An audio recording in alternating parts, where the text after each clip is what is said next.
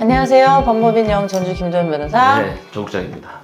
오늘은 이제 제한 능력자의 파산 신청에 네, 대해서 알아보는데요. 저희가 이 영상 찍을 때 저희가 그 접한 사건들을 조금 각색을 해서 이제 많이 안내를 해드리는데 뭐 이 사건도 마찬가지입니다. 회생이나 파산이나 다 마찬가지인 얘기인데 바로 제한 능력자가 채무자인 경우. 예, 제한 능력자라는 용어가 생소하실 겁니다. 제한 능력자는 법률 행위를 하기 왜 앞에서 웃고 있어? 법률 너무 읽으니까. 법률 행위를 하기에 부족하신 분, 네. 미성년자나 이제 질병, 장애, 노령, 그 밖의 사유로 인해서 정신적 제약으로 사무를 처리할 능력이 지속적으로 결여된 분들을 말합니다. 이제 보통 가정법원에서 성년 후견 개시의 심판을 받아서 후견인의 도움으로 법률 행위를 하게 되죠. 네. 이게 이제 예전에는 제한 능력자는 좀 생소하실 수 있는데 그런 얘기는 많이 들어보셨을 거예요. 한정치산자, 네. 금치산자 이런 얘기는 좀 들어보셨을 텐데 그분들 다 통틀어서 이제 제한 능력자라고 이제 민법에서 개정을 했죠. 이런 제한 능력자가 성년 후 후견인 없이 대출을 받거나 카드를 발급받아서 사용하고 결국 회생이나 파산으로 이어진 사건들이 종종 있어요. 네. 이게 파산 선고를 받으면은 이제 파산 관쟁이 나고 1차 면담을 갖게 됩니다. 근데 면담 자체가 이제 안 되는 분들이 있습니다. 그렇죠. 그 제출된 서류를 보면은 중증 장애, 그 장애인 증명서를 이렇게 제출을 하시는데 거기에 이제 중증, 심한 장애라고 기재된 장애인 증명서를 제출하시는 분들이 있어요. 근데 도대체 과연 이분들이 10년, 20년 전에 이미 장애 진단을 받으셨던 분들이에요. 어떻게 카드 대출을 받았을까? 그 경위를 한번 살펴보면은 결국에는 가족들이나 지인분들이 장애인분들 이렇게 좀 심한 그 의사 능력이 좀 어려우신 분들의 명의를 가져다가 쓰시는 경우가 이제 대부분이더라고요.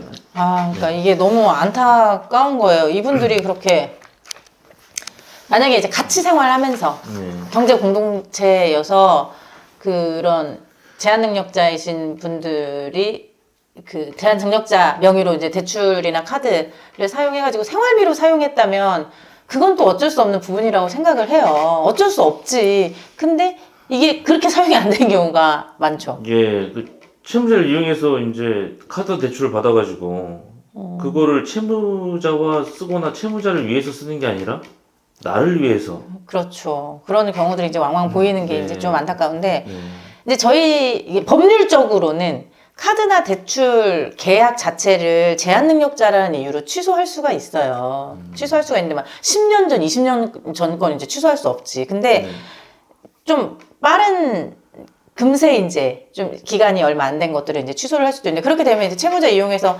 카드나 대출 받아서 사용한 가족들이 형사처벌을 받게 되거나 좀 복잡한 문제가 생길 수가 있어요. 이제 관제인 입장에서 고민할 문제는 아니야, 이거는 사실.